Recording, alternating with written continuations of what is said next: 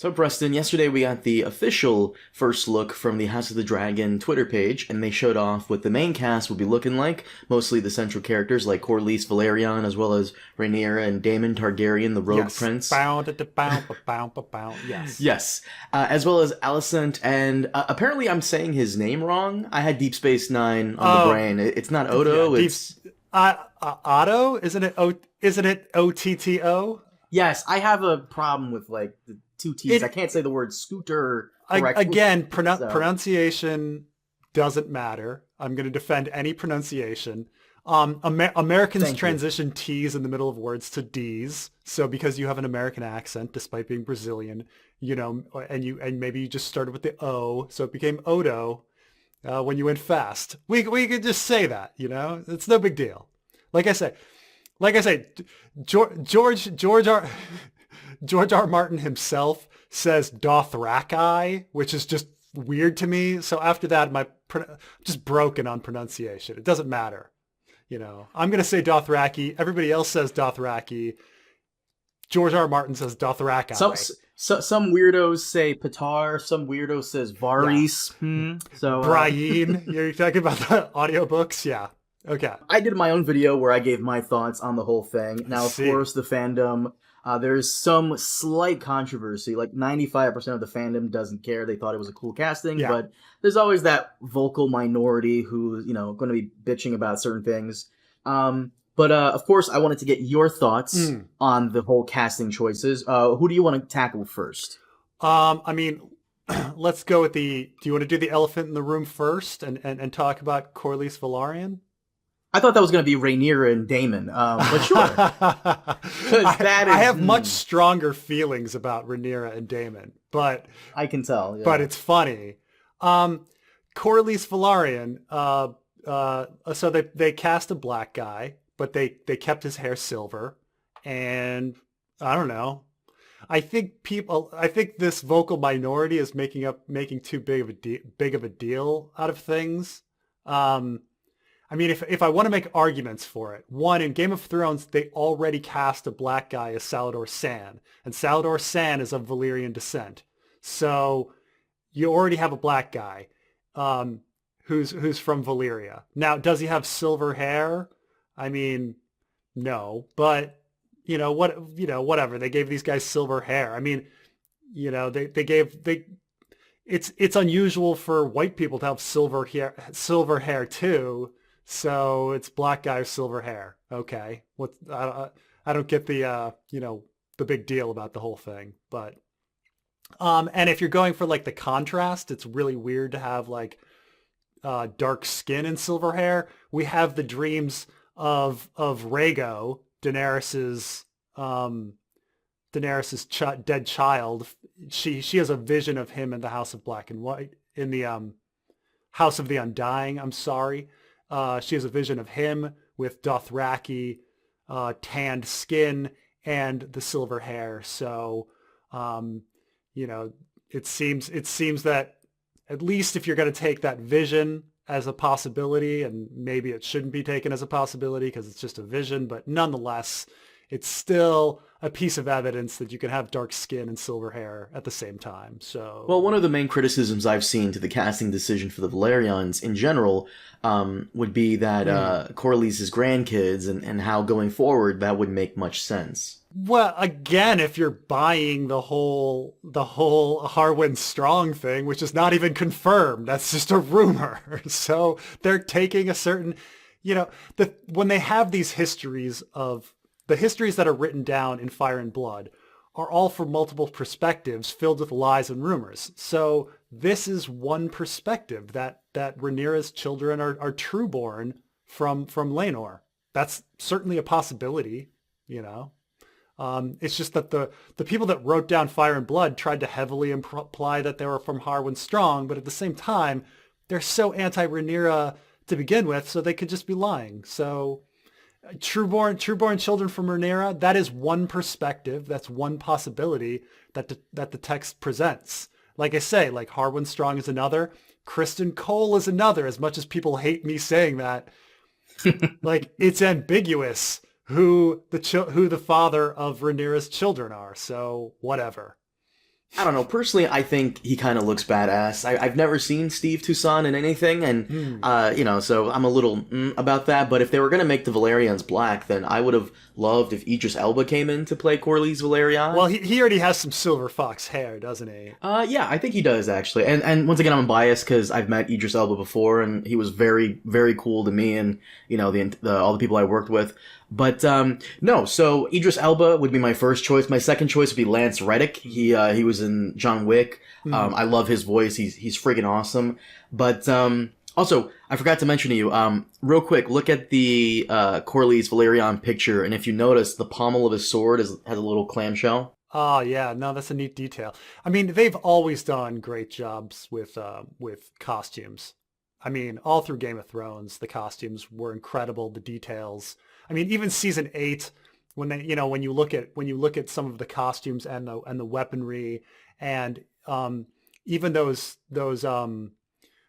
big like spears that the Ironborn are shooting have incredible detail on them. Looking like krakens and all sorts of different things. It's I mean, they have great people working on that. It's 10 out of 10 kind of stuff. So he does, his costume looks incredible. But no, like I said in my video, I don't mind that HBO made this casting choice. Once again, as long as the guy does a good job, then I really don't care. Let them, make changes like that. Let them take liberties with the source material. It's fine by me. And not to mention, HBO historically has usually cast the right people when it comes to Ice and Fire. Every now and then you do get like a weird choice, like the first area, which... Yeah, I mean, it's odd that people are so possessive of fantasy. Like, fantasy is already just, like, it's not historically accurate. There's all sorts of things that happen that aren't historically accurate. People using Renaissance weaponry, like with other early Dark Ages weaponry. This kind of stuff is just standard in a fantasy environment. And weaponry that's 1,000 years apart. Somebody with some high-tech crossbow that they wouldn't use until 1600 next to some guy with 600 AD like armor. Like, this kind of stuff happens all the time, and people don't say anything. Or everybody having perfect teeth, or being incredibly tall. Like, no one ever says that kind of stuff, Everyone having incredible hairlines instead of going bald. Like, if we're going for realism, like there's so many places where there's not historical realism. But if you really want to go with historical realism, like, it's ridiculous that Valyrian society would not be multi-ethnic at this point. Like, Valyria existed for thousands and thousands of years with many, many colonies all over the place. And, when that happens, like, people get mixed up. Today in America, like, we think of races being quite distinct because, people from Western Europe came and they brought people from Western Africa, and these areas were pretty far from each other. And so the races in America, ended up being very distinct at first. Things are changing, my son is an other, like he's not in one of those categories.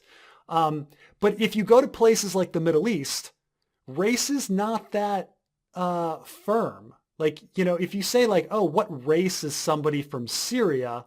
It depends which person from Syria. Like, there are blonde-haired, blue-eyed people in Syria.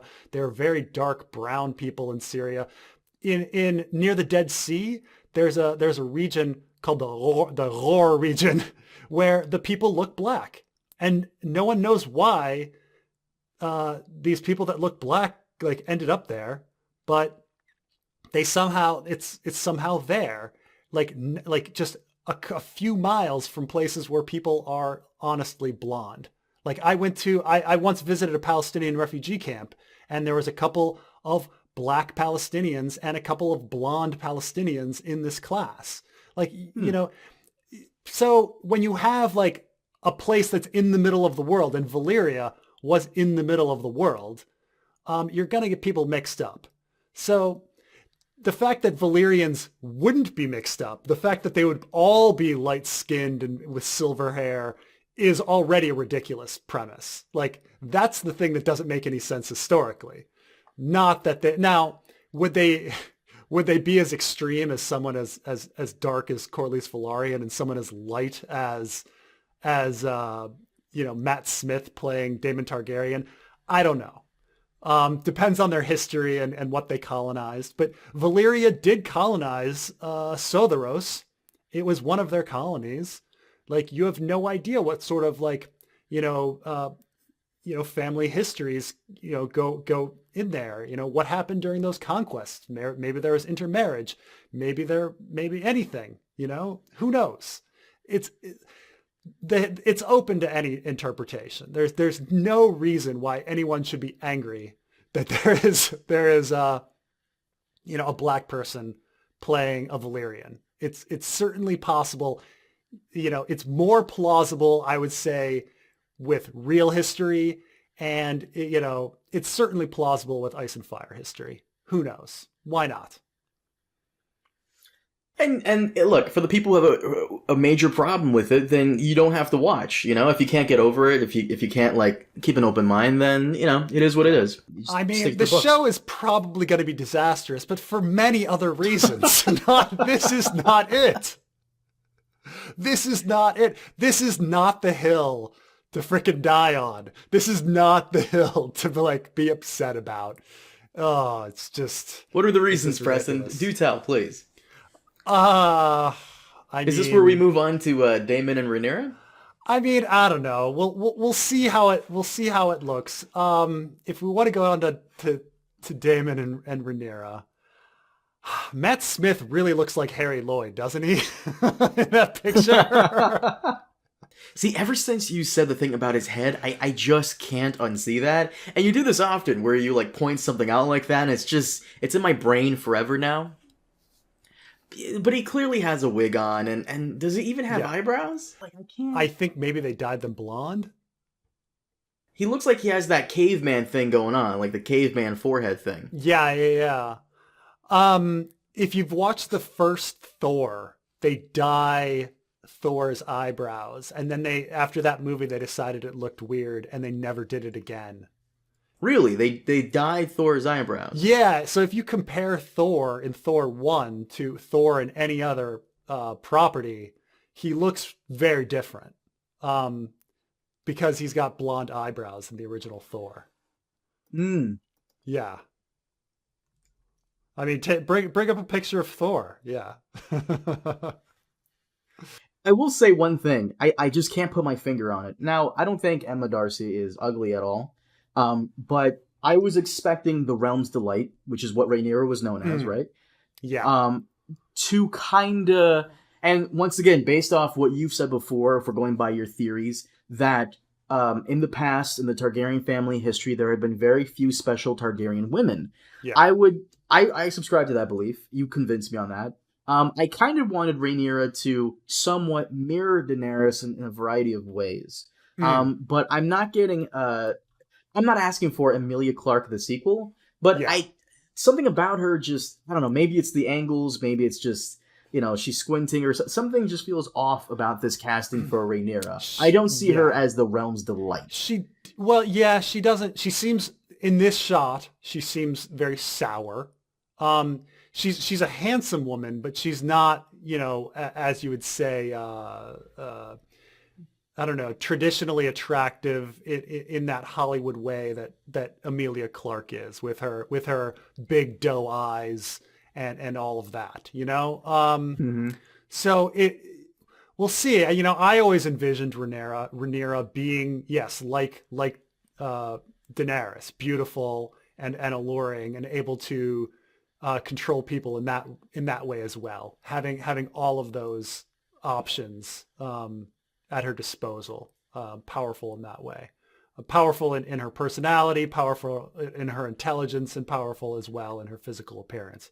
How old is the actress playing Rhaenyra?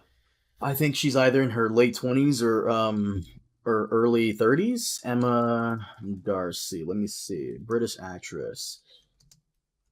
She is 28. Wow, I'm Oh, older okay. than her. Wow, that's Well, I mean, interesting. this is significant. They've actually chosen an actress younger than Rhaenyra, um, which is interesting. Usually they age up everybody in Game of Thrones, right? You know, like aging up Catelyn and Ned and and Cersei and Jaime and everybody. But they've Rhaenyra is about 32 during the Dance of the Dragons. I think she around that age. So she's had quite a bit of experience. George R. R. Martin essentially made her as young as she possibly could, and have all of the different events and birthing of children that were possible in order to have that. So, but we'll see how she does. Going with just pictures, it's hard to really get a feel of how the actors are doing in their roles. But the costumes look incredible. And obviously these are very well trained actors. I'm sure Matt Smith will do the best he can. I just didn't think he fit the role because like I'm saying with Rhaenyra, I imagine Daemon Targaryen to also be incredibly handsome and charming and, have that power over people. Have you seen the show Vikings? I've seen a few episodes. I expected the actor who played the Ragnar, Travis Fimmel, to take the role. Do you know what he looks like? Yeah, wasn't he in the show we both watched? Yes, he was Caleb. Yeah. We're talking about Raised by Wolves. He was in Raised by Wolves, which, oh man, when is Raised by Wolves? When's season 2 of Raised by Wolves coming? Right, so this is House of the Dragon. What are you doing? House of the Dragon. Sorry. Yeah, no, I something like that. Yeah, somebody very very handsome and classically beautiful. Matt Smith. It's not that he's not a handsome man, but he's handsome in an unusual way. He's not handsome in like I would say the boring way that Travis Fimmel is, right? Like he's got his blue eyes, symmetrical features, square jaw, that kind of thing. But Travis Fimmel, I will say this about him. He's like George Clooney in every film. When George Clooney's in a film, it doesn't matter what film he's in. He plays George Clooney just in a different outfit. Travis Fimmel has the way he does Ragnar. For those of you who have never seen the show Vikings, definitely check it out. First season is awesome. Yeah. Watch Travis Fimmel as Ragnar. The way he plays Ragnar is how he plays every role ever. When he was in Raised by Wolves, he was doing his Ragnar bit. Right. I mean, he's a good actor in that he can convey emotion. He can emote well and be convincing, but it's convincing in that one scope of that one character, right? And it kind of works. I can see him doing Daemon, but they chose Matt Smith, of course. Some people, Travis was busy. It's fun. It's funny. I think about actors like Jack Nicholson and Al Pacino, who are incredibly good at doing that one character and have been doing that one character for so long. But if you actually look at their early work, they could actually do other characters, which is amazing when you look at very early Jack Nicholson when he's not playing Jack Nicholson, or very early Al Pacino when he's not playing Al Pacino, like Dog Day Afternoon or something. They're very good. They can actually play other characters. So maybe Travis Fimmel can play other characters. It's just that he's had so much success in this one character that now he's like, well, this is what they're looking for. I'm going to pop this guy in, because that's just what they expect. Well, that's Rhaenyra and Daemon. Next up here we have Alison Hightower and Otto. I got it. Otto Hightower, and I gotta say, Olivia Cook as Alicent. That's damn. She's very, very good looking. Yeah, no, I mean that's, and I don't mean that sarcastically. No. I think she's nailed it. That's exactly how I perceived Alison Hightower to look. Um, unless she perhaps, was going to have silver hair, which there's some question of whether or not the Hightowers have silver hair, because we've only met one, we've only been told the hair color of one Hightower, and that Hightower had silver hair. So we were not sure if what the color of the hair of the rest of the Hightowers are, but they've chosen brown hair.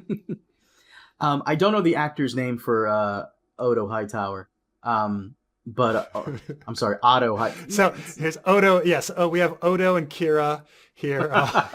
It's gonna give me a minute. It's gonna take some time. Otto Hightower. It's one of those British names. Efrans for Rhys Ifans. Wait, isn't he? Yeah, no, I know him as the funny guy from Notting Hill. Hugh Grant's roommate is this I don't know, eccentric kind of guy, and he's kind of funny, and no, that's Rhys Ifans. Now he's got it's funny because you're like, oh, a British name. I was like, I was thinking of English names, which are like hyper weird and normal, like is that John not a British Livingston name? or something. No, it's it's Welsh. It's British. It's just not English, but it's Welsh name, which is why it's a little unusual. My mistake. I'm not familiar. I'm not caught up on my Welsh names, but I haven't seen Notting Hill, so I've never seen him in anything apparently. Besides, he was in Spider-Man for like a minute. I guess. Well, Carmine, if you want to go with an Ice and Fire kind of comparison, which there are elements of British history in Ice and Fire. So really, So I mean, the basic story, the basic general history of Europe is Europe keeps getting invaded over and over from the east. But when, the Celts kind of came in from the east and took the British Isles from whoever the local peoples were, and we kind of think of these I'm grouping them all together, saying Celts, and I'm sure I'm going to get corrected, but the Welsh and the Scots and the Celts, the kind of the Picts and things like this were on the British Isles, and then there was the invasion of the Romans, and then later the Anglos and the Saxons, who bring in Germanic. Well, the Romans bring in, some Latin, but the Anglos and the Saxons bring in this German, different idea that was very separate from the Welsh and the Scots and the Pict and the Celt kind of like culture and language, and so anything that, and then the Normans come in with their French, and so when we think of like English, it has this like French Germanic blend, but when we think of like Welsh and Scots and Irish, you're going to have an older, different, separate kind of language.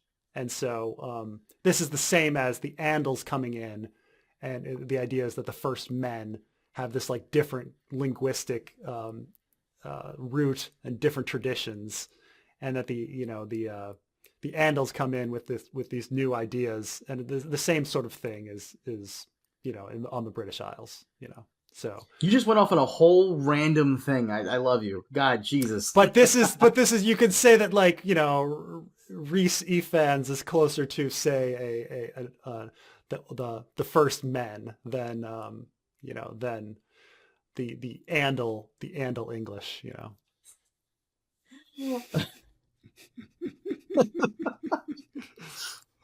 It all comes around. Of course. But no, like I said before, I think they have their roles cut out for them. Alicent and Otto Hightower will kind of be somewhat taking the roles of Cersei and Tywin. So, they have some big shoes to fill, and hopefully they're up for it, because it's a hard act to follow. Yeah, I mean, we'll see how. I forget him in other roles, because like I say, he has a comic appeal to him, and I don't know if they're going to try to make him funny. The Welsh are known for having a lot of comedians, kind of like in America, like our comedians tend to come from Canada. it's this like, I don't know what it is, like a slightly different culture produces good comedians. But there's so many Canadian comedians in America. There's so many Welsh comedians that kind of make it in Britain. It's where all the comedians come from. But so he's funny in stuff I've seen before. So it's odd because Otto Hightower is very, very serious. He's, and so it's funny if they're going to try to make him. I mean, comic actors, can have range and be dramatic, but it's gonna be strange if they have him only be like this very dour, serious Otto Hightower when they've cast a comic actor, which they did. The funny thing is, for me at least, is that I'm more interested to see the other characters more so than the central five that we just got. Like, I'm more interested in seeing Christian Cole, Strong, what he's gonna look like, the White Worm, Daemon's mistress, Laenor and Laena. Like, I'm more interested in seeing somewhat of the secondary characters than I am like the main ones. Like Rhaenys. I find it really amazing that they're going this late into the story, right? Like they've jumped right. This looks like they're on the eve of the Dance of the Dragons. Like everybody's old. Like everybody is like right at this moment. They're not building up to anything, Like they're not dealing with like Alicent like trying to seduce Viserys and her being younger and having the kids and the tension rising in the families. It just looks like they're jumping right into the eve of the Dance of the Dragons. Oh, by the way, I keep forgetting to tell you, there was this one leak that we didn't get a chance to discuss because it literally came out like right after the initial leaks came out, but this one was a stone coffin with the House Valyrian sigil on it, and the coffin had someone's face carved on top. So I couldn't really make it out who it was, but it looked like it was... My guess it was Laena? Well, if you think it's Laena dies pretty early. So I don't know. That's I mean Laena dies what like 10 years or so before the Dance of the Dragons, I think. Right, but once again, they're going to take liberties with the story, and they're going to change things around to make everything fit nice and neat. It's either Laena or Laenor's death. Yeah, well, it'd be interesting if it's Laenor. Yeah, huh? Okay. So, but we did see like a coffin looking thing with the Valyrian sigil on it. So it could be either one of those two. Could be someone else entirely. Could even be one of Rhaenyra's kids. It could be Lucerys. But that's then we're right into the war. If it's Lucerys, if it's Luke. We don't see who's in the coffin, obviously, but we just see like they were putting it up a hill, and that's what it was. So so far, I mean, unless I'm trying to think of like important people that die. I mean, Joffrey, but I don't know if they'd give him a Valyrian sigil like that. Joffrey, for those of you wondering, not Joffrey Baratheon from the main series. Joffrey, Laenor's lover, supposed lover, allegedly. Yeah, I mean he dies around the same time as Laena, but who knows? Who knows? But yeah, so far, like I said, not bad. Corlys, I'm completely cool with. He looks badass. I like Alicent. I like Otto Hightower. He looks pretty cool as well. Do you have any more comments on this, by the way? No, I think that's about it. Just I think I mean I've given a lot of shit about Matt Smith and everything, but I don't know. It's I'm resigned to it. It's fine. But we'll see how they do. I mean we. I hope I'm proved wrong. I hope it's not the disaster of Game of Thrones seasons 5, 6, 7, and 8. I keep telling you, man, I'll fight you on this. I think season 5 is really not that bad. I really like season 5. There, everybody gives bad pussy shit, and of course, as well as they should, it was awful. But there was more to season 5 than just the shitty sand snake plot. All right. And no, I agree with you. I hope it does well because remember, like if the spinoffs suck, that's it. That's it for Game of Thrones for a long time on HBO. Because remember, with Star Wars, we had they had a plethora of Star Wars spin-off movies announced, and then the moment one of them didn't do as well, Solo, moment it didn't do as well, they kind of scrapped a lot of it and went back to the drawing board. Hollywood overreacts to everything. They think, oh, this is the hip new thing. Let's do it a million times over. When something fails, they're like, oh, stop, abort, abort, abort. You know, like they're going to take everything to the extreme, you know? And so it has to do well, or they will scrap everything. Mm-hmm. You know, they're like, oh, Mandalorian. See, people seem to be liking Mandalorian. Let's do 50,000 Star Wars shows. You're like, no, The new Star Wars show came out, actually, Star Wars Bad Batch, and they're kind of taking cues from Mandalorian, because you know how Mandalorian's about Mando and Baby Yoda? Yeah. He has the kid. In Star Wars Bad Batch, the clones of the Bad Batch squad, they are taking with them like a little girl. So, you know, well, you gotta have the clothing. You know, I mean, did you know that my son owns a Baby Yoda sweatshirt? Really?